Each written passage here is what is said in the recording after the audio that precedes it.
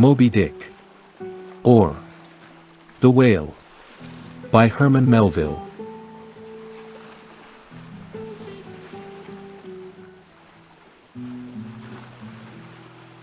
Chapter 3. The Spouter-Inn. Entering that gable-ended Spouter-Inn, you found yourself in a wide, low, straggling entry with old-fashioned wainscots, reminding one of the bulwarks of some condemned old craft.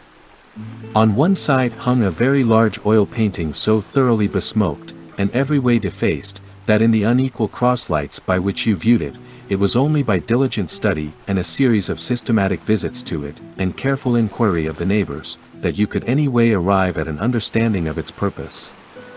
Such unaccountable masses of shades and shadows, that at first you almost thought some ambitious young artist, in the time of the New England hags, had endeavored to delineate chaos bewitched. But by dint of much and earnest contemplation, and oft-repeated ponderings, and especially by throwing open the little window towards the back of the entry, you at last come to the conclusion that such an idea, however wild, might not be altogether unwarranted. But what most puzzled and confounded you was a long, limber, portentous, black mass of something hovering in the center of the picture over three blue, dim, perpendicular lines floating in a nameless yeast. A boggy, soggy, squitchy picture truly, enough to drive a nervous man distracted. Yet was there a sort of indefinite, half-attained, unimaginable sublimity about it that fairly froze you to it, till you involuntarily took an oath with yourself to find out what that marvelous painting meant. Ever and anon a bright, but, alas, deceptive idea would dart you through. It's the Black Sea in a midnight gale. It's the unnatural combat of the four primal elements. It's a blasted heath. It's a Hyperborean winter scene. It's the breaking up of the icebound stream of time. But at last all these fancies yielded to that one portentous something in the picture's midst. That once found out, and all the rest were plain. But stop, does it not bear a faint resemblance to a gigantic fish? Even the great Leviathan himself? In fact, the artist's design seemed this, a final theory of my own, partly based upon the aggregated opinions of many aged persons with whom I conversed upon the subject. The picture represents a Cape Horner in a great hurricane, the half-foundered ship weltering there with its three dismantled masts alone visible, and an exasperated whale, purposing to spring clean over the craft, is in the enormous act of impaling himself upon the three mastheads. The opposite wall of this entry was hung all over with a heathenish array of monstrous clubs and spears. Some were thickly set with glittering teeth resembling ivory saws, others were tufted with knots of human hair, and one was sickle-shaped, with a vast handle sweeping round like the segment made in the new-mown grass by a long-armed mower. You shuddered as you gazed, and wondered what monstrous cannibal and savage could ever have gone a death-harvesting with such a hacking, horrifying implement. Mixed with these were rusty old whaling lances and harpoons all broken and deformed. Some were storied weapons. With this once long lance, now wildly elbowed, 50 years ago did Nathan Swain kill 15 whales between a sunrise and a sunset.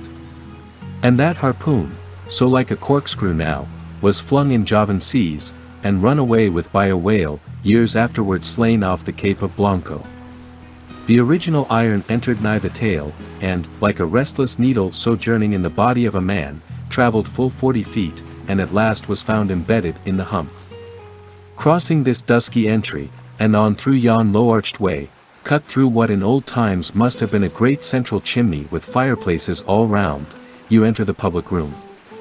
A still duskier place is this, with such low ponderous beams above, and such old wrinkled planks beneath, that you would almost fancy you trod some old craft's cockpits, especially of such a howling night, when this corner-anchored old ark rocked so furiously. On one side stood a long, low, shelf-like table covered with cracked glass cases, filled with dusty rarities gathered from this wide world's remotest nooks. Projecting from the further angle of the room stands the dark-looking den, the bar, a rude attempt at a right whale's head. Be that how it may, there stands the vast arched bone of the whale's jaw, so wide, a coach might almost drive beneath it. Within are shabby shelves, ranged round with old decanters, bottles, flasks, and in those jaws of swift destruction, like another cursed Jonah, by which name indeed they called him, bustles a little withered old man, who, for their money, dearly sells the sailors' deliriums and death. Abominable are the tumblers into which he pours his poison. Though true cylinders without, within, the villainous green goggling glasses deceitfully tapered downwards to a cheating bottom. Parallel meridians rudely pecked into the glass, surround these footpads goblets. Fill to this mark, and your charge is but a penny, to this a penny more, and so on to the full glass, the Cape Horn measure, which you may gulp down for a shilling. Upon entering the place I found a number of young seamen gathered about a table, examining by a dim light divers specimens of scrimshander. I sought the landlord, and telling him I desired to be accommodated with a room, received for answer that his house was full, not a bed unoccupied. But avast, he added, tapping his forehead, you hain't no objections to sharing a harpooneer's blanket, have ye? I suppose you are goin' paywallin', so you'd better get used to that sort of thing. I told him that I never liked to sleep two in a bed, that if I should ever do so, it would depend upon who the harpooneer might be, and that if he, the landlord, really had no other place for me, and the harpooneer was not decidedly objectionable, why rather than wander further about a strange town on so bitter a night, I would put up with the half of any decent man's blanket. I thought so. All right, take a seat. Supper, you want supper? Supper'll be ready directly. I sat down on an old wooden settle, carved all over like a bench on the battery. At one end a ruminating tar was still further adorning it with his jackknife, stooping over and diligently working away at the space between his legs. He was trying his hand at a ship under full sail, but he didn't make much headway, I thought. At last some 4 or 5 of us were summoned to our meal in an adjoining room. It was cold as Iceland, no fire at all, the landlord said he couldn't afford it. Nothing but 2 dismal tallow candles, each in a winding sheet. We were fain to button up our monkey jackets, and hold to our lips cups of scalding tea with our half-frozen fingers. But the fare was of the most substantial kind, not only meat and potatoes, but dumplings, good heavens. Dumplings for supper. One young fellow in a green box coat, addressed himself to these dumplings in a most direful manner.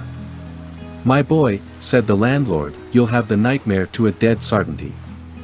Landlord, I whispered, that ain't the harpooneer is it? Oh, no, said he, looking a sort of diabolically funny, the harpooneer is a dark-complexioned chap. He never eats dumplings, he don't, he eats nothing but steaks, and he likes 'em rare. The devil, he does, says I, where is that harpooneer?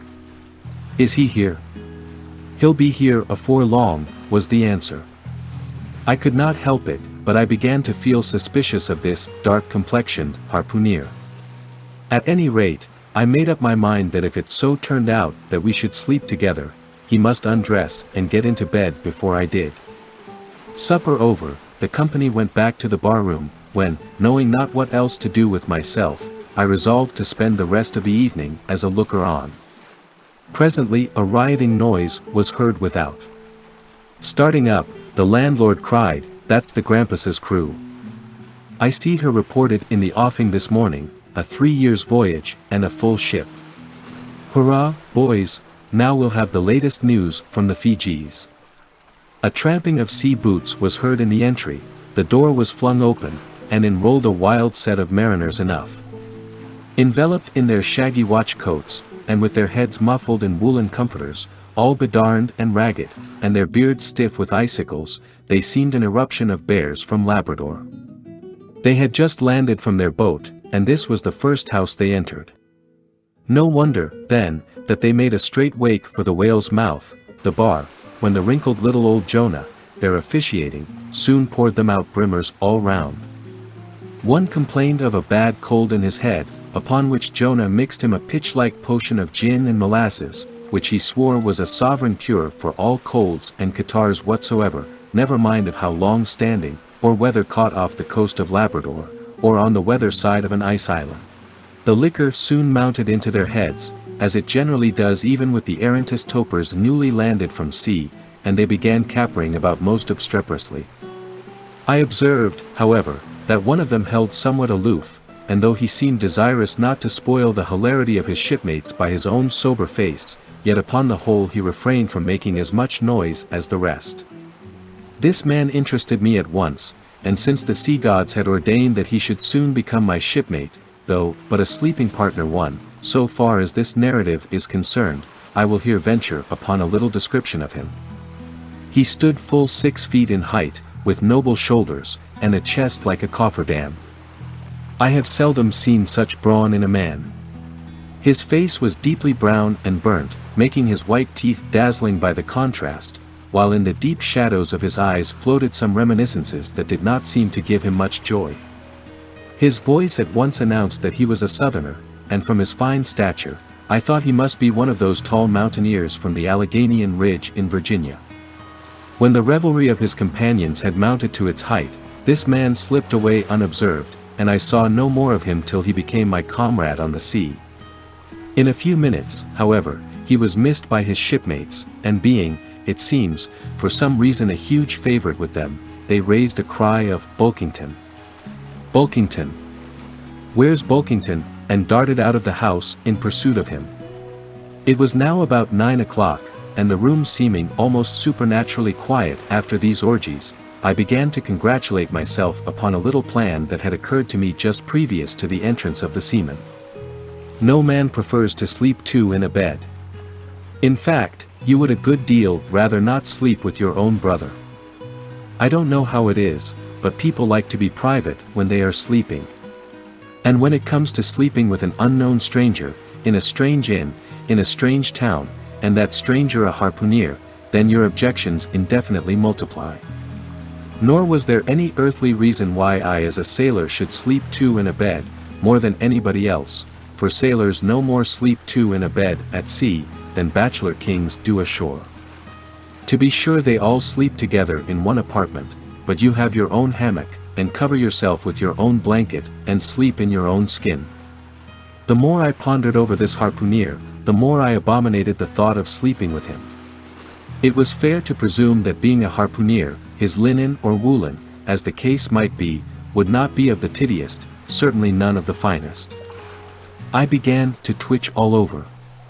Besides, it was getting late, and my decent harpooner ought to be home and going bedwards. Suppose now, he should tumble in upon me at midnight, how could I tell from what vile hole he had been coming? Landlord! I've changed my mind about that harpooner. I shan't sleep with him. I'll try the bench here. Just as you please. I'm sorry I can't spare ye a tablecloth for a mattress, and it's a plaguey rough board here, feeling of the knots and notches. But wait a bit, Scrimshander, I've got a carpenter's plane there in the bar, wait, I say, and I'll make ye snug enough. So saying he procured the plane, and with his old silk handkerchief first dusting the bench, vigorously set to planing away at my bed, the while grinning like an ape. The shavings flew right and left, till at last the plain iron came bump against an indestructible knot. The landlord was near spraining his wrist, and I told him for heaven's sake to quit. The bed was soft enough to suit me, and I did not know how all the planing in the world could make eider down of a pine plank. So gathering up the shavings with another grin, and throwing them into the great stove in the middle of the room, he went about his business, and left me in a brown study. I now took the measure of the bench, and found that it was a foot too short, but that could be mended with a chair. But it was a foot too narrow, and the other bench in the room was about 4 inches higher than the planed one, so there was no yoking them. I then placed the first bench lengthwise along the only clear space against the wall, leaving a little interval between, for my back to settle down in. But I soon found that there came such a draught of cold air over me from under the sill of the window, that this plan would never do at all, especially as another current from the rickety door met the one from the window, and both together formed a series of small whirlwinds in the immediate vicinity of the spot where I had thought to spend the night. The devil fetch that harpooner, thought I, but stop, couldn't I steal a march on him, bolt his door inside, and jump into his bed, not to be wakened by the most violent knockings? It seemed no bad idea, but upon second thoughts I dismissed it. For who could tell but what the next morning, so soon as I popped out of the room, the harpooner might be standing in the entry, all ready to knock me down. Still, looking round me again, and seeing no possible chance of spending a sufferable night unless in some other person's bed, I began to think that after all I might be cherishing unwarrantable prejudices against this unknown harpooner. Thinks I, I'll wait a while, he must be dropping in before long. I'll have a good look at him then, and perhaps we may become jolly good bedfellows, after all, there's no telling. But though the other boarders kept coming in by ones, twos, and threes, and going to bed, yet no sign of my harpooner. "Landlord," said I, "what sort of a chap is he? Does he always keep such late hours?" It was now hard upon 12 o'clock. The landlord chuckled again with his lean chuckle, and seemed to be mightily tickled at something beyond my comprehension. "No," he answered, "generally he's an early bird, early to bed and early to rise, yes, he's the bird what catches the worm.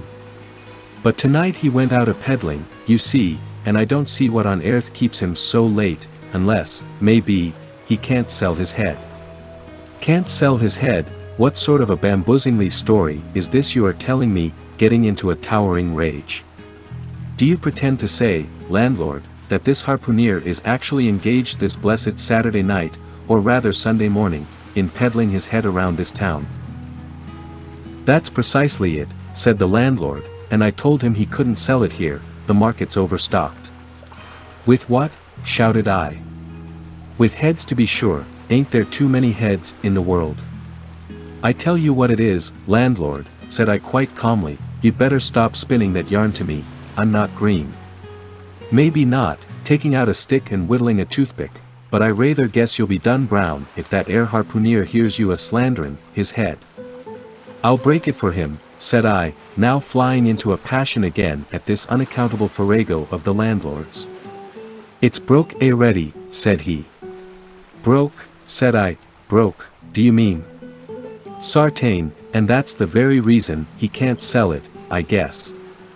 "Landlord," said I, going up to him as cool as any Hecla in a snowstorm, "landlord, stop whittling.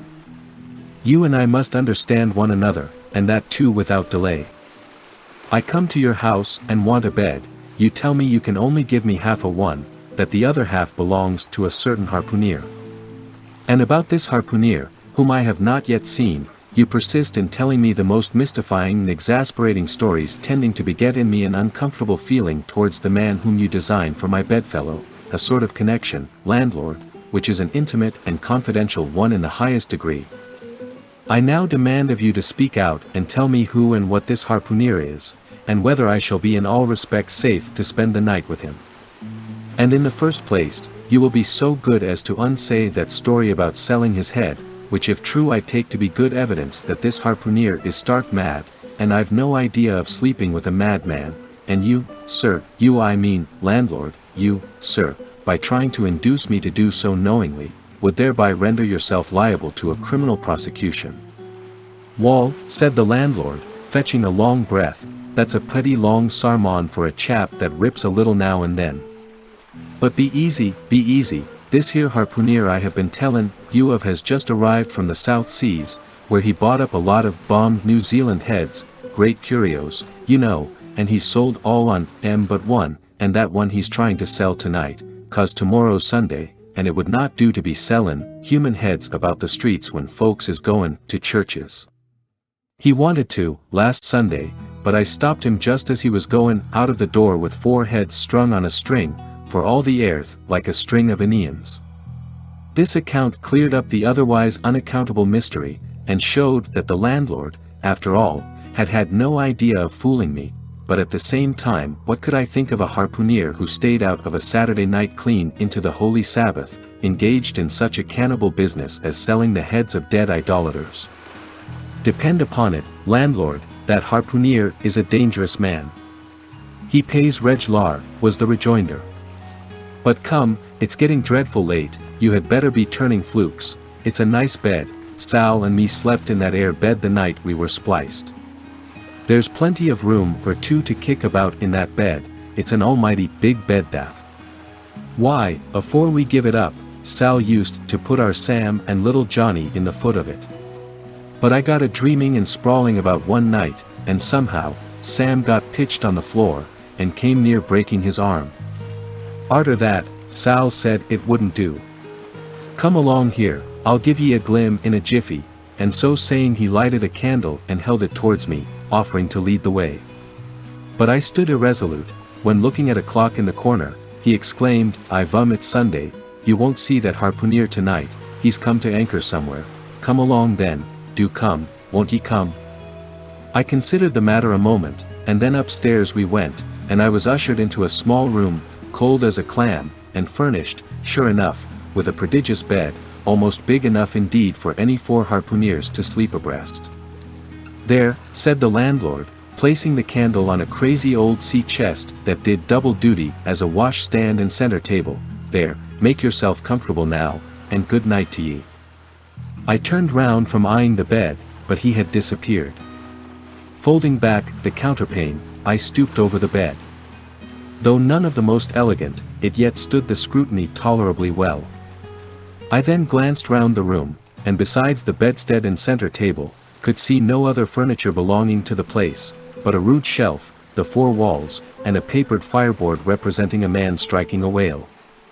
Of things not properly belonging to the room, there was a hammock lashed up, and thrown upon the floor in one corner, also a large seaman's bag, containing the harpooneer's wardrobe, no doubt in lieu of a land trunk. Likewise, there was a parcel of outlandish bone fish hooks on the shelf over the fireplace, and a tall harpoon standing at the head of the bed. But what is this on the chest? I took it up, and held it close to the light, and felt it, and smelt it, and tried every way possible to arrive at some satisfactory conclusion concerning it. I can compare it to nothing but a large doormat, ornamented at the edges with little tinkling tags something like the stained porcupine quills round an Indian moccasin. There was a hole or slit in the middle of this mat, as you see the same in South American ponchos. But could it be possible that any sober harpooner would get into a doormat, and parade the streets of any Christian town in that sort of guise?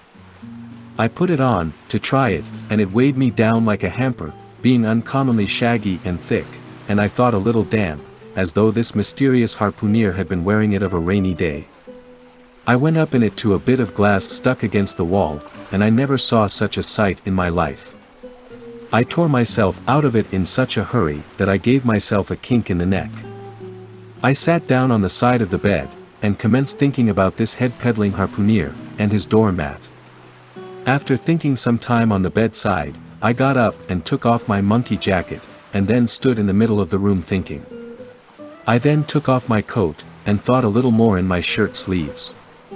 But beginning to feel very cold now, half undressed as I was, and remembering what the landlord said about the harpooneers not coming home at all that night, it being so very late, I made no more ado, but jumped out of my pantaloons and boots, and then blowing out the light tumbled into bed, and commended myself to the care of heaven. Whether that mattress was stuffed with corn cobs or broken crockery, there is no telling, but I rolled about a good deal, and could not sleep for a long time. At last I slid off into a light doze, and had pretty nearly made a good offing towards the land of Nod, when I heard a heavy footfall in the passage, and saw a glimmer of light come into the room from under the door. Lord save me, thinks I, that must be the harpooner, the infernal head-peddler. But I lay perfectly still, and resolved not to say a word till spoken to. Holding a light in one hand, and that identical New Zealand head in the other, the stranger entered the room, and without looking towards the bed, placed his candle a good way off from me on the floor in one corner, and then began working away at the knotted cords of the large bag I before spoke of as being in the room. I was all eagerness to see his face, but he kept it averted for some time while employed in unlacing the bag's mouth. This accomplished, however, he turned round, when, good heavens! What a sight! Such a face! It was of a dark, purplish, yellow color, here and there stuck over with large blackish-looking squares. Yes, it's just as I thought, he's a terrible bedfellow, he's been in a fight, got dreadfully cut, and here he is, just from the surgeon. But at that moment he chanced to turn his face so towards the light, that I plainly saw they could not be sticking plasters at all, those black squares on his cheeks. They were stains of some sort or other. At first I knew not what to make of this, but soon an inkling of the truth occurred to me. I remembered a story of a white man, a whaleman too, who, falling among the cannibals, had been tattooed by them.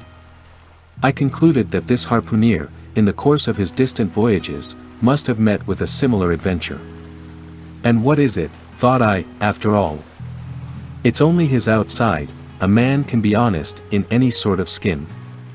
But then, what to make of his unearthly complexion, that part of it, I mean, lying roundabout, and completely independent of the squares of tattooing? To be sure, it might be nothing but a good coat of tropical tanning, but I never heard of a hot sun's tanning a white man into a purplish yellow one. However, I had never been in the South Seas, and perhaps the sun there produced these extraordinary effects upon the skin. Now, while all these ideas were passing through me like lightning, this harpooner never noticed me at all. But, after some difficulty having opened his bag, he commenced fumbling in it, and presently pulled out a sort of tomahawk, and a sealskin wallet with the hair on. Placing these on the old chest in the middle of the room, he then took the New Zealand head, a ghastly thing enough, and crammed it down into the bag. He now took off his hat, a new beaver hat, when I came nigh singing out with fresh surprise. There was no hair on his head, none to speak of at least, nothing but a small scalp knot twisted up on his forehead. His bald purplish head now looked for all the world like a mildewed skull. Had not the stranger stood between me and the door, I would have bolted out of it quicker than ever I bolted a dinner. Even as it was, I thought something of slipping out of the window, but it was the second floor back. I am no coward, but what to make of this head-peddling purple rascal altogether passed my comprehension. Ignorance is the parent of fear, and being completely nonplussed and confounded about the stranger, I confess I was now as much afraid of him as if it was the devil himself who had thus broken into my room at the dead of night. In fact, I was so afraid of him that I was not game enough just then to address him, and demand a satisfactory answer concerning what seemed inexplicable in him. Meanwhile, he continued the business of undressing, and at last showed his chest and arms. As I live, these covered parts of him were checkered with the same squares as his face. His back, too, was all over the same dark squares. He seemed to have been in a 30 years' war, and just escaped from it with a sticking plaster shirt. Still more, his very legs were marked, as if a parcel of dark green frogs were running up the trunks of young palms. It was now quite plain that he must be some abominable savage or other shipped aboard of a whaleman in the South Seas, and so landed in this Christian country. I quaked to think of it. A peddler of heads, too, perhaps the heads of his own brothers. He might take a fancy to mine, heavens! Look at that tomahawk! But there was no time for shuddering, for now the savage went about something that completely fascinated my attention, and convinced me that he must indeed be a heathen. Going to his heavy grego, or rapall, or dreadnought, which he had previously hung on a chair, he fumbled in the pockets, and produced at length a curious little deformed image with a hunch on its back, and exactly the color of a 3-days-old Congo baby. Remembering the embalmed head, at first I almost thought that this black mannequin was a real baby preserved in some similar manner. But seeing that it was not at all limber, and that it glistened a good deal like polished ebony, I concluded that it must be nothing but a wooden idol, which indeed it proved to be. For now the savage goes up to the empty fireplace, and removing the papered fireboard, sets up this little hunchbacked image, like a tenpin, between the andirons. The chimney jambs and all the bricks inside were very sooty, so that I thought this fireplace made a very appropriate little shrine or chapel for his Congo idol. I now screwed my eyes hard towards the half-hidden image, feeling but ill at ease, meantime, to see what was next to follow. First he takes about a double handful of shavings out of his grego pocket, and places them carefully before the idol, then laying a bit of ship biscuit on top and applying the flame from the lamp, he kindled the shavings into a sacrificial blaze.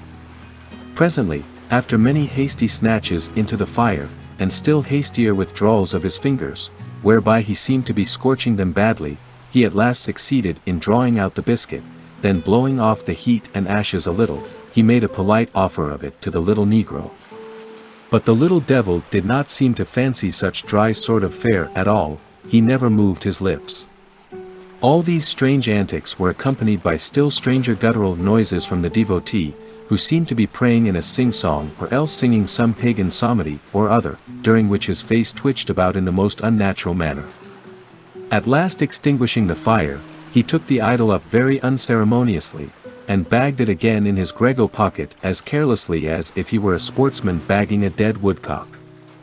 All these queer proceedings increased my uncomfortableness, and seeing him now exhibiting strong symptoms of concluding his business operations, and jumping into bed with me, I thought it was high time, now or never, before the light was put out, to break the spell in which I had so long been bound.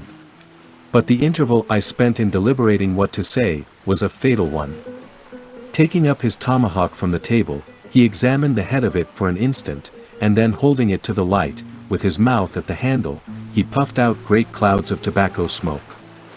The next moment the light was extinguished, and this wild cannibal, tomahawk between his teeth, sprang into bed with me. I sang out, I could not help it now, and giving a sudden grunt of astonishment he began feeling me. Stammering out something, I knew not what, I rolled away from him against the wall, and then conjured him, whoever or whatever he might be, to keep quiet, and let me get up and light the lamp again. But his guttural responses satisfied me at once that he but ill comprehended my meaning. Hui debel you? He at last said, you no speak e, damn me, I kill e. And so saying the lighted tomahawk began flourishing about me in the dark. Landlord, for God's sake, Peter Coffin, shouted I to landlord. Watch. Coffin. Angels. Save me. Speak e.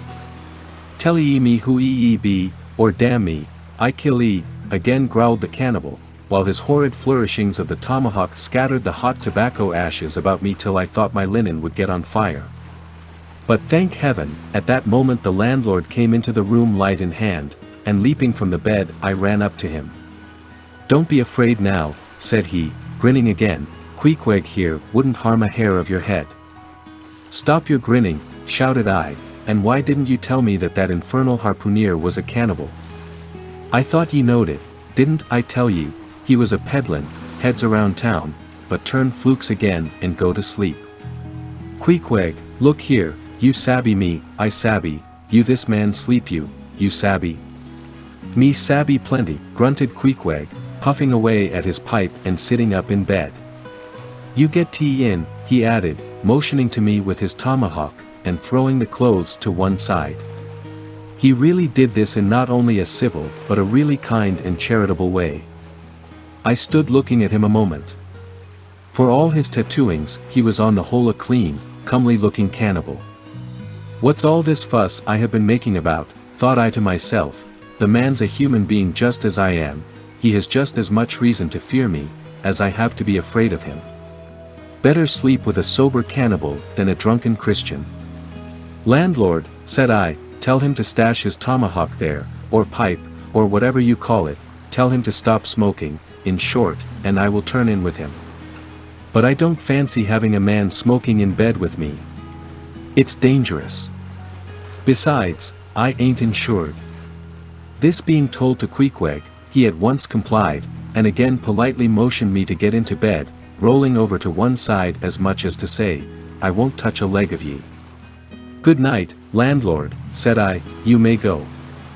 I turned in, and never slept better in my life.